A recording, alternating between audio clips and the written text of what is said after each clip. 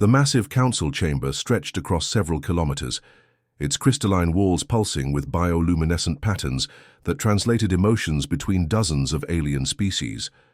Floating platforms held representatives from across the galaxy, their forms ranging from towering insectoid warriors to translucent energy beings that shimmered like captured starlight. Ambassador Crix, a serpentine creature with 4 arms and scales that shifted color with his mood, manipulated the holographic display with practiced ease. The projection showed human soldiers moving through a desert training exercise, their camouflage uniforms dusty and their rifles gleaming under harsh sunlight. "Observe these humans," Crix hissed, his scales turning an amused shade of purple. "They fire metal projectiles using explosive chemicals. Their armor is constructed from processed minerals. Their communication systems require electromagnetic waves." A ripple of chittering laughter emerged from the Zephyrian delegation, their mantis-like heads bobbing in unison. Commander Vex, a massive bear-like alien covered in biomechanical implants, rose from his platform with a ground-shaking thud. "My. Hatchlings play with more sophisticated weapons," Vex rumbled, his voice amplified through cybernetic vocal cords. "These humans still rely on gunpowder and steel. Look at their formation tactics. They move in straight lines like primitive insects." The hologram shifted to show human tanks rolling across a battlefield, their treads kicking up clouds of dust. Plasma cannon fire from alien weapons demonstrations had previously shown vehicles being vaporized instantly, leaving nothing but glowing craters. "Their vehicles burn fossil fuels," added Councillor Nith, a floating jellyfish-like being whose thoughts appeared as glowing symbols around her translucent body. "Our scouts report they still use internal combustion engines. How quaint." On Earth, deep within the Seoul Military Command Center, Captain Kim Tae watched the proceedings through a secured quantum communication link. His hands gripped the armrests of his chair so tightly his knuckles had gone white. The translation software converted the alien languages into Korean, but the contempt in their voices needed no translation. Lieutenant Park Min sat beside him, her usually composed expression cracking as she watched humanity's finest soldiers being dismissed like children playing with toys. The other Korean military advisors in the room maintained professional silence, but the tension was thick enough to cut with a knife. "Captain," whispered Major Cho Bin, leaning forward from his seat behind them. "They're treating us like we're still throwing rocks and sticks." On the main display, the footage switched to human special forces conducting a night raid. The soldiers moved with precision through enemy territory, but their night vision goggles and suppressed weapons looked archaic compared to the alien technology surrounding them in the council chamber. "Fascinating," commented High Arbiter Zol, whose species had evolved from cephalopods and possessed natural camouflage abilities. "They require mechanical devices to see in darkness. Their reaction speeds are limited by biological neural pathways. How do they expect to face the Void Swarm?" The chamber fell silent at the mention of their common enemy. The Void Swarm had already consumed 17 star systems, their bioships adapting to every weapon thrown at them. Coalition fleets had been reduced to scrap metal and organic matter, feeding the swarm's endless hunger. "Perhaps," Crix continued, his scales now shifting to a mocking shade of gold, "we could use them as, what do they call it, cannon fodder. Their numbers might slow the swarm for a few minutes, while real warriors prepare proper strategies." More laughter erupted from the assembly. A delegation of crystalline beings resonated with harmonious tones that translated as amusement, while a group of energy entities flickered in patterns that clearly indicated ridicule. Captain Kim Tae closed, his eyes briefly, remembering the young soldiers under his command who had volunteered for this mission to the stars. They had trained for months, learning to operate in different gravitational fields, studying alien combat techniques, preparing themselves to fight alongside species they had only dreamed of meeting. "The decision is reached," Crix announced formally, his forearms spreading wide. "Earth's application for full coalition membership is conditionally accepted. However, given their obvious technological limitations and biological constraints, human forces will be restricted to rear echelon supply, duties, logistics, medical support and resource transport only." "But sir," Captain Kim Tae found himself speaking before he could stop himself, Our special forces have capabilities that might not be immediately apparent in conventional warfare footage. The chamber erupted in what could only be described as the galactic equivalent of patronizing chuckles. Crix's scales shifted to a condescending shade of blue-green as he responded. Captain, your enthusiasm is admirable, but warfare against the Void Swarm requires capabilities beyond anything your species has demonstrated. Their bioarmor adapts to energy weapons in real time. Their hive mind coordinates attacks across multiple dimensions. They consume technology itself as fuel. What could humans possibly contribute to such a conflict? The transmission ended with a decisive click, leaving the Korean military advisors staring at a blank screen. The silence in the command center stretched uncomfortably as each officer processed what they had just witnessed. Unknown to the Galactic Council, in a traditional tea house nestled in the mountains outside Seoul, an elderly man set down his cup with deliberate care. Master Li Dong had been listening to the proceedings through his own channels, his weathered face betraying no emotion as the aliens dismissed his people. At 70 years old, Li Dong had served in conflicts the Galactic Council could not imagine. He had learned that true warriors were forged not by technology, but by discipline, patience, and the willingness to become one with the shadows. His eyes, still sharp despite his age, reflected a lifetime of training in arts that predated space, travel by thousands of years. The old master stood slowly, his movements fluid despite his apparent frailty. Outside, the mountain mist swirled around the tea house like a living thing, hiding the ancient training grounds where techniques older than civilization itself were still practiced in secret. The emergency alarms screamed through Coalition Command as another star system vanished from the tactical display. What had once been the thriving colonies of Kepler 442 now showed nothing but empty space and debris fields drifting in the cosmic void. Admiral Vestar's tentacles writhed anxiously as she processed the incoming reports. Zerion Prime is gone. 7 billion inhabitants, completely consumed in under 6 hours. Her bioluminescent patches flashed distress patterns that every species in the command center could understand. The massive war room buzzed with frantic activity as dozens of alien species worked desperately to coordinate their failing defense. Holographic displays showed Void Swarm bioships spreading across the galaxy like a plague, their organic hulls pulsing with absorbed energy from destroyed Coalition vessels. General Thrax's claws scraped against the metal deck as he studied the latest battle footage. The reptilian commander's scales had turned a deep red color that indicated both rage and fear. His forearms moved rapidly across multiple control panels simultaneously, trying to find some weakness in the enemy's advance. "Look at this," he growled, replaying the destruction of Battle Group 7. "Our plasma cannons hit their bioarmor directly. Maximum power. The energy should have vaporized those creatures instantly." On the display, Coalition dreadnoughts fired devastating energy, beams that lit up space like miniature suns. But instead of destroying the Void Swarm ships, the bioarmor simply absorbed the energy, its surface rippling and changing color as it adapted in real time. "The armor is learning," whispered Dr. Kethmol, a crystalline being whose body chimed softly with each word. "Each time we fire at them, they become more resistant.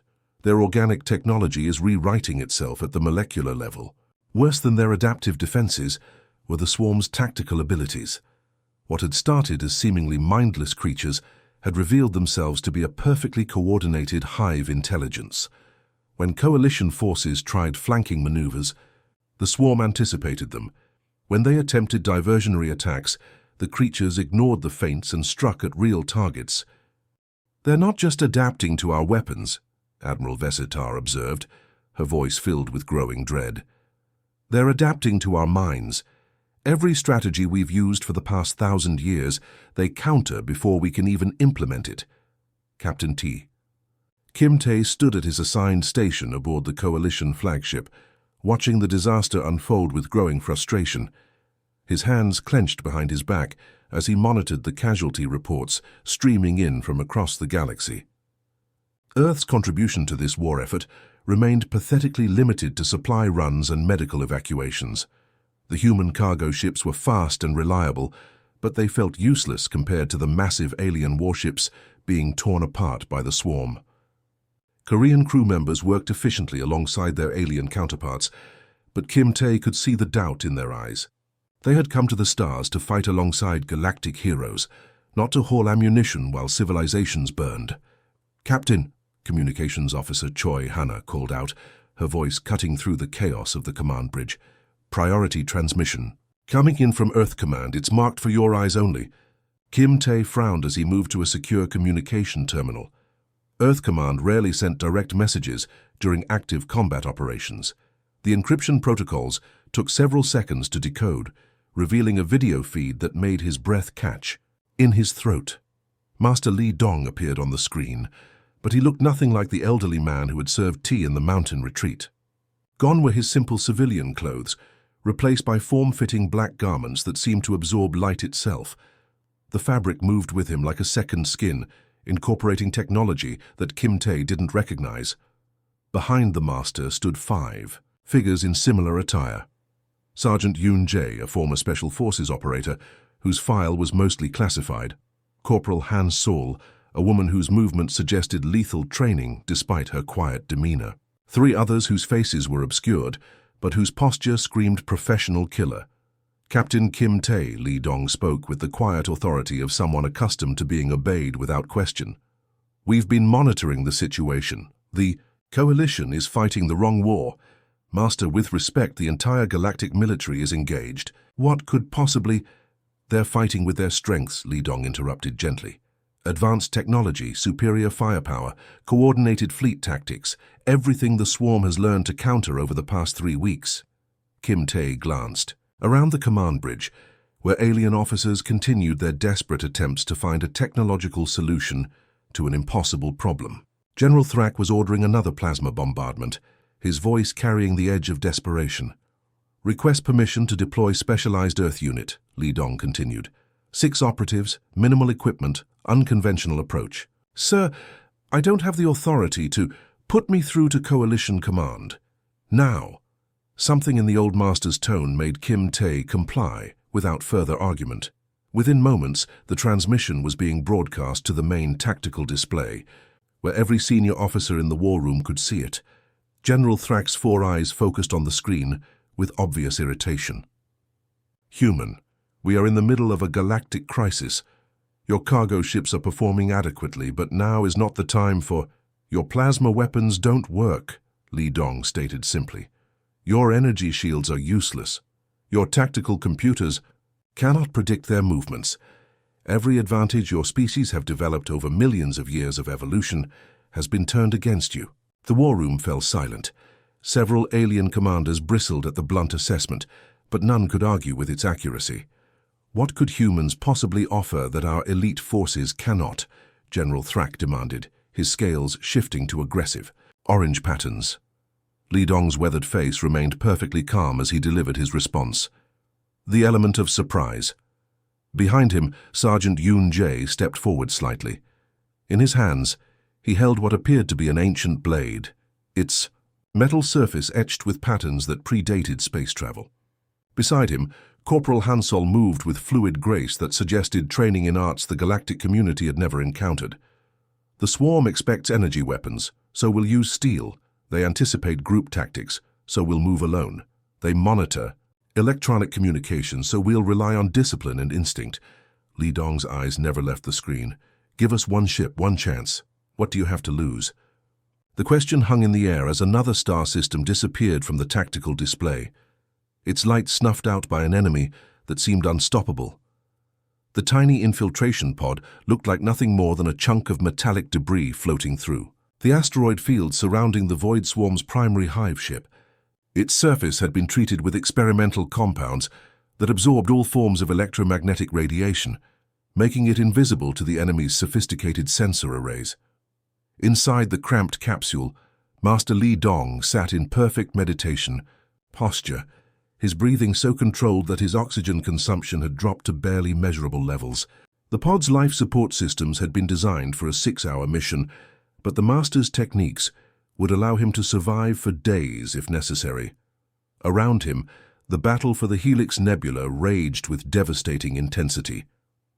Coalition dreadnoughts, fired massive plasma volleys that lit up space in brilliant flashes of blue and white energy. The Void Swarm bioships responded with organic weapons that seemed to grow from their hulls, firing streams of acidic matter that dissolved anything they touched. The hive ship itself was a nightmare of organic architecture, stretching over 20 kilometers in length. Its surface writhed with constant movement as new weapon growth sprouted and withered in endless cycles. Massive tentacles swept through space, crushing coalition fighters like insects, while bioelectrical discharges created aurora-like patterns across its living hull. Li Dong's pod drifted past destroyed coalition vessels, their crews vaporized by weapons that converted matter directly into energy. The debris field provided perfect camouflage as he approached his target, a small maintenance sphincter that opened and closed rhythmically like a breathing mouth. The timing had to be perfect. Coalition intelligence had observed these openings for weeks, noting their pattern of expansion and contraction. Li Dong had memorized the rhythm during his preparation, counting each cycle until he could predict it with mathematical precision. As the sphincter dilated, he activated the pod's minimal thrusters, sliding through the opening with centimeters to spare. The organic passage contracted behind him, sealing him inside the enemy vessel, like a virus entering a living cell. The interior of the hive ship defied human understanding. Corridors pulsed with bioluminescent fluids that served as both blood and information networks. The walls themselves were alive, covered in sensory organs that could detect the slightest vibration or chemical change.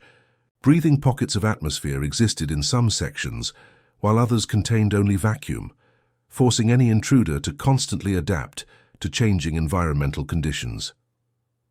Li Dong emerged from his pod wearing a biosuit that regulated his temperature and recycled his breath. But more importantly, he moved with techniques that made such technology almost unnecessary. His footsteps made no sound as he glided across the organic deck plating. His body temperature matched the ambient heat of the ship's interior through controlled circulation. Even his scent was masked by breathing techniques that filtered his exhalations. The swarm's security systems were more sophisticated than anything the Coalition had encountered. Biomechanical sensors swept the corridors with invisible beams that could detect heartbeats from 100 meters away. Organic tripwires hung like spiderwebs across intersections, ready to trigger immune responses that would flood entire sections with digestive acids. But these defenses had been designed to counter the electronic signatures and energy patterns of galactic technology. They couldn't comprehend an intruder who moved like part of the ship itself, whose presence registered as nothing more than background noise in the hive's vast sensory network. Li Dong navigated through the pulsing passages, using skills that had been developed in the mountains of Earth long before humanity ever dreamed of reaching the stars. He read the ship's rhythms like a hunter tracking prey through a forest, understanding its patterns and becoming part of its natural flow. Back on the Coalition flagship, the command bridge buzzed with tense activity as officers monitored both the external battle and the infiltration mission. Corporal Han Sol sat at a specialized console, her fingers dancing across quantum encryption keys as she maintained contact with the master. "Vitals are stable," she reported to Captain Kim Tae, who stood behind her chair with barely contained anxiety. Heart rate 42 beats per minute, oxygen consumption minimal. He's deeper in meditation than our instruments can measure. The tactical display showed Coalition forces being systematically destroyed by the swarm's adaptive tactics. Every weapon they fired was analyzed and countered within minutes. Every formation they attempted was anticipated and devastated. The aliens' technological superiority was becoming their weakness as the bioships learned from each encounter. Deep within the hive ship, Li Dong discovered the Neural Command Center, a vast chamber filled with organic computers that coordinated the swarm's collective intelligence. Massive bionodes pulsed with electrical activity, their surfaces covered in patterns that shifted like living circuit boards. These were the brain cells of the hive mind, processing information from thousands of individual ships across multiple star systems simultaneously. The master drew his modified katana, its monomolecular edge sharper than anything produced by galactic technology. The blade had been treated with compounds that would disrupt organic matter at the cellular level, turning it into a perfect weapon against the swarm's bioarchitecture. His first strike severed a primary neural pathway, causing ripples of confusion to spread through the local network. So, the organic computer tried to reroute around the damage, but Li Dong's training allowed him to read its responses and counter them. Each cut was precise, targeted at critical junction points that would cause maximum disruption to the hive minds. Coordination. On the tactical display, the effects were immediately visible. A squadron of Void Swarm bioships suddenly broke formation, their pilots no longer receiving coordinated instructions from the hive mind. Coalition forces pressed their advantage, concentrating fire on the confused vessels. "What's happening to their attack pattern?" General Thrak demanded, his forearms working frantically at his control station. "Their coordination is failing, Captain." Kim Tae watched the display with growing understanding and admiration. "Something they cannot comprehend, General. Something that doesn't show up on their sensors or compute in their tactical algorithms." The hive ship's immune system finally detected the intrusion, but its responses were crude and unfocused. Digestive, fluids flooded corridors that Li Dong had already vacated. Security organisms swarmed through passages where his scent had never lingered. The swarm's collective intelligence was fighting a shadow that existed beyond their evolutionary experience. As more neural pathways were severed, the confusion spread throughout the enemy fleet. Ships that had moved with perfect coordination now hesitated and made tactical errors. The tide of battle was beginning to turn, not through superior firepower, but through the precise application of ancient techniques that predated galactic civilization by thousands of years. The Void Swarm's collective consciousness had never experienced individual thought. For millions of years, their species had evolved as a perfect hive mind, where every creature shared the same thoughts, the same goals, the same tactical awareness. Each bioship was merely an extension of a single vast intelligence that spanned entire star systems. But now, deep within their primary hive ship, something impossible was happening. Neural pathways that had carried coordinated commands for millennia were being severed one by one. The collective mind tried to understand what was attacking it, but the concept of a single individual acting alone was beyond its evolutionary comprehension. Master Li Dong moved through the organic corridors like a ghost from humanity's ancient past.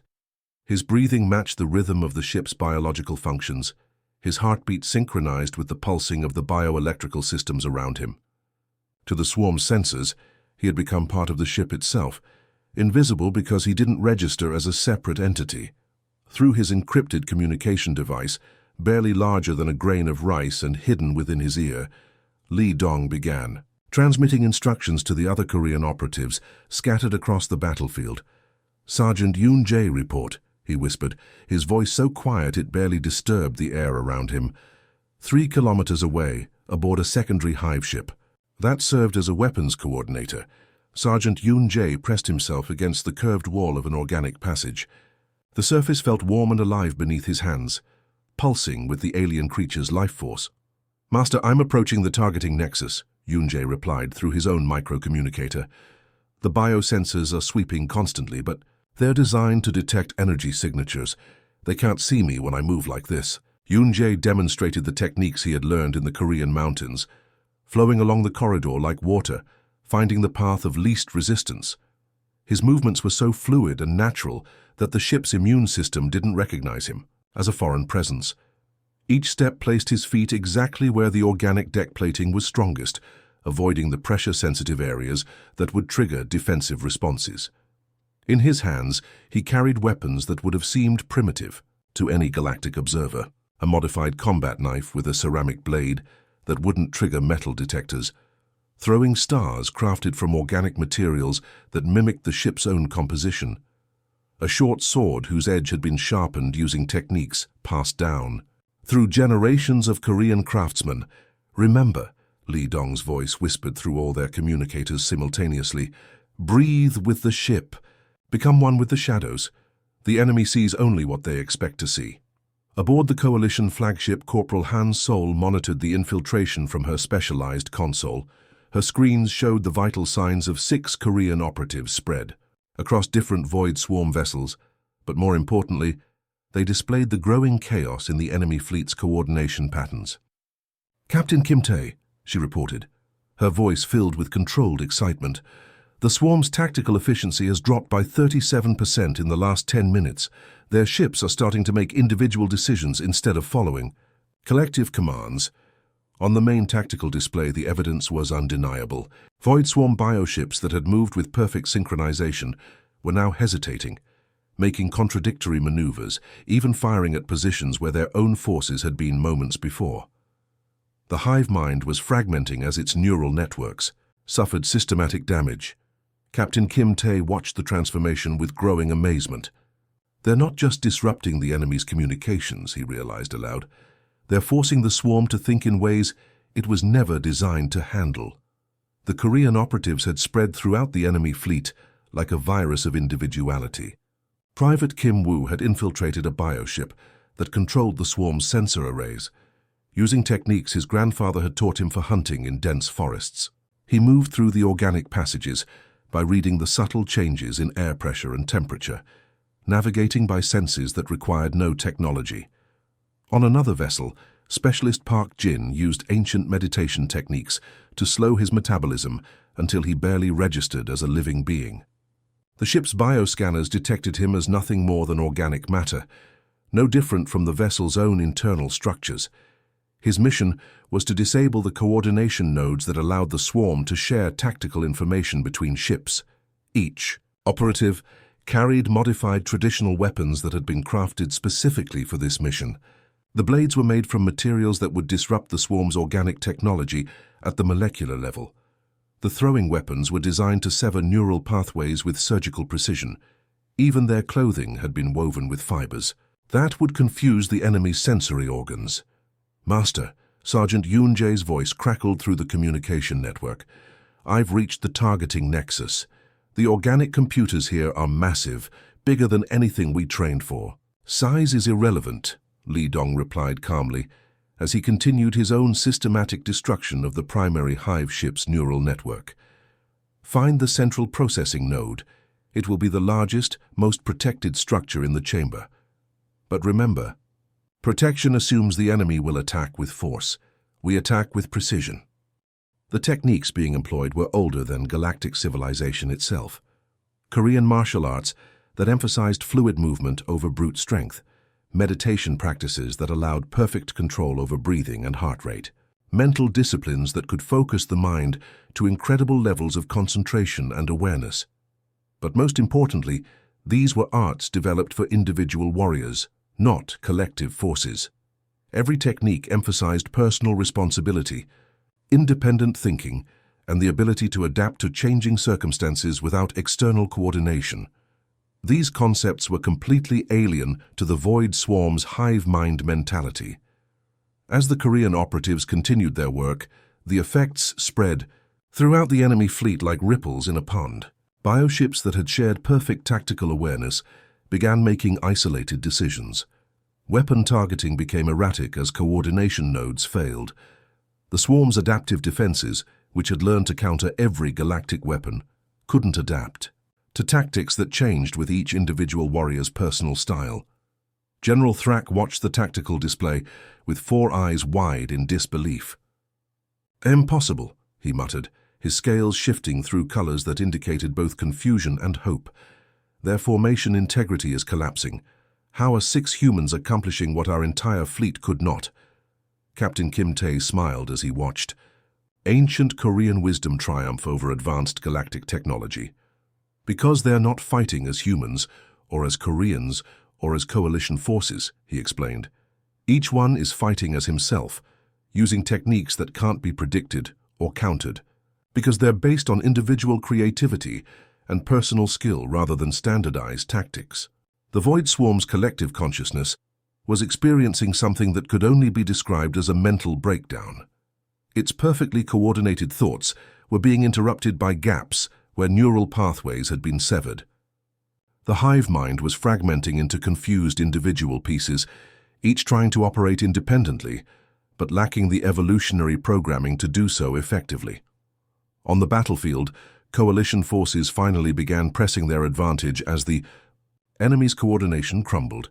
Ships that had seemed invincible just hours before were now making critical errors, leaving themselves vulnerable to concentrated fire. The tide of the Galactic War was turning, not through superior technology, but through the application of ancient human wisdom that valued the strength of the individual spirit over the power of the collective mind. The heart of the primary hive. Ship pulsed like a living cathedral, its organic walls stretching upward into darkness that seemed to swallow light itself. Bioluminescent veins traced patterns across the curved surfaces, carrying information and energy to the massive entity that dominated the central chamber. The Queen Mind was beyond anything Master Li Dong had prepared for. Standing 30 meters tall, its form resembled a giant brain fused with countless neural tentacles that extended into every surface of the surrounding structure. Each tentacle was as thick as a tree trunk, pulsing with electrical activity that coordinated the thoughts and actions of millions of creatures across dozens of star systems. As Li Dong approached, the creature's psychic presence hit him like a physical force. Alien thoughts crashed against his consciousness, trying to absorb his individual identity into the collective whole. The Queen Mind had never encountered a mind it couldn't dominate, and it focused its full attention on this. "Impossible intruder, join us," the voice spoke directly into Li Dong's brain, bypassing his ears entirely. "Your individual pain will end, become part of something greater." The mental assault would have shattered most minds instantly. Coalition scientists had theorized that direct contact with the Queen Mind would cause immediate psychological collapse in any sentient being. But Li Dong had trained for this moment his entire life, though he had never imagined facing an enemy like this. Drawing upon meditation techniques passed down through 60 generations of Korean masters, he centered his consciousness like a mountain in a storm. The alien thoughts crashed against his mental defenses, but could not penetrate the disciplined calm he had cultivated through decades of practice. "I am Li Dong," he whispered, his voice steady despite the psychic hurricane surrounding him. "Son of Li Hyun, grandson of Li Tae-woo, heir to the mountain warriors who defended our people when the world was young." Each name he spoke strengthened his individual identity, creating barriers the hive mind couldn't comprehend. The Queen Mind had evolved to absorb other consciousness, but it had never encountered a mind so deeply rooted in personal history and individual purpose. The creature's tentacles lashed out physically, trying to crush what it couldn't mentally. Dominate. Li Dong moved like smoke between the massive appendages, his body flowing around attacks that could have pulverized a battle tank. His movements were water finding its way through stone, wind passing through trees, concepts that the hive mind's collective intelligence couldn't predict or counter. In his hands, the master carried a blade that represented everything the void swarm couldn't understand. The katana had been forged by his great-grandfather using techniques that valued individual craftsmanship over mass production. Every fold of the steel carried personal meaning. Every edge had been sharpened through patient dedication rather than automated precision. "Your collective strength is your weakness," Li Dong said as he dodged another tentacle strike. "You cannot adapt to what you cannot comprehend." The Queen Mind's response was a psychic scream of rage and confusion. It commanded billions of creatures, controlled weapons that could destroy planets, possessed knowledge accumulated over millions of years. How could one insignificant individual resist its will? Li Dong's answer came in the form of a single, perfect strike. The katana moved in an arc that combined physical technique with spiritual focus, severing the primary neural cord that connected the Queen Mind to its vast network. The blade passed through organic matter like it was cutting through illusion, guided by principles that valued precision over power. The effect was immediate and catastrophic. The Queen Mind's death scream echoed not just through the bio-ship, but across the quantum communication networks that linked every creature in the swarm. For the first time in their species' history, millions of individual minds found themselves alone, cut off from the collective consciousness that had defined their existence. Across the battlefield, the results were spectacular. Void swarm bioships that had moved with perfect coordination suddenly found themselves piloted by confused individuals who had never made independent decisions. Some vessels simply stopped moving, their crews paralyzed by the sudden burden of free will. Others began firing randomly, their gunners overwhelmed by having to choose targets without collective guidance. Captain Kim Tae watched from the Coalition flagship as the enemy fleet dissolved into chaos. "All ships, advance and secure the swarm." "Vessels," he commanded. "Minimal force, they're no longer coordinated enough to mount effective resistance." The cleanup operation took less than an hour. Coalition forces moved through the scattered enemy fleet, like shepherds gathering confused sheep. Most of the swarm creatures surrendered without resistance, their individual minds too stunned by sudden independence to organize any meaningful defense. As the bioship's systems failed around him, Master Li Dong made his way back through the organic corridors he had infiltrated hours earlier. The structure was dying, its neural networks severed, and its biological functions shutting down. But he moved with the same quiet dignity he had carried into battle, neither hurried by the collapsing environment nor slowed by exhaustion. When he emerged from the dying vessel, his black garments remained unmarked by the battle.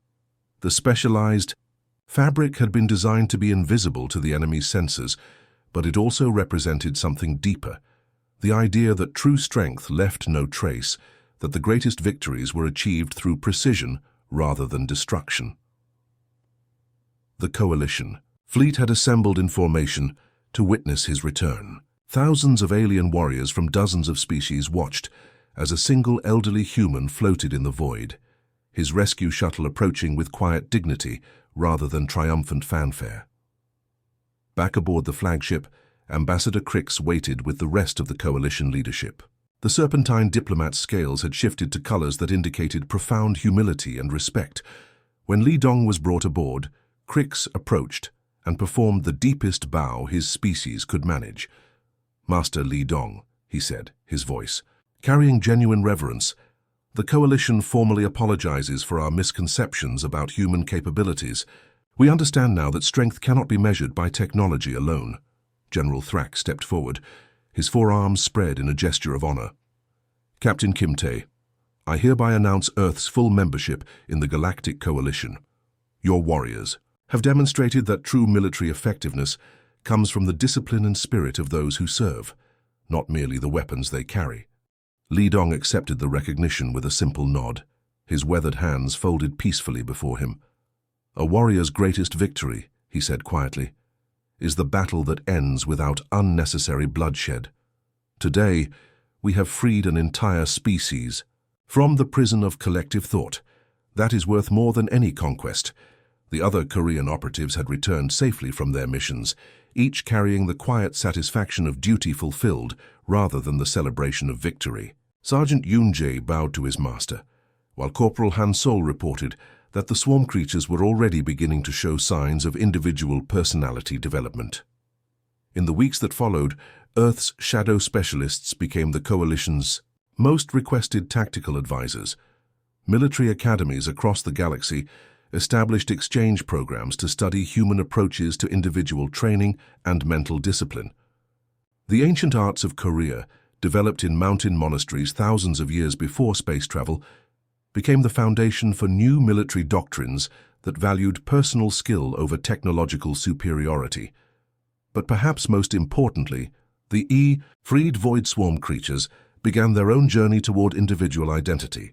Some chose to remain with the Coalition as allies, their unique perspectives valuable in ways their collective consciousness had never imagined.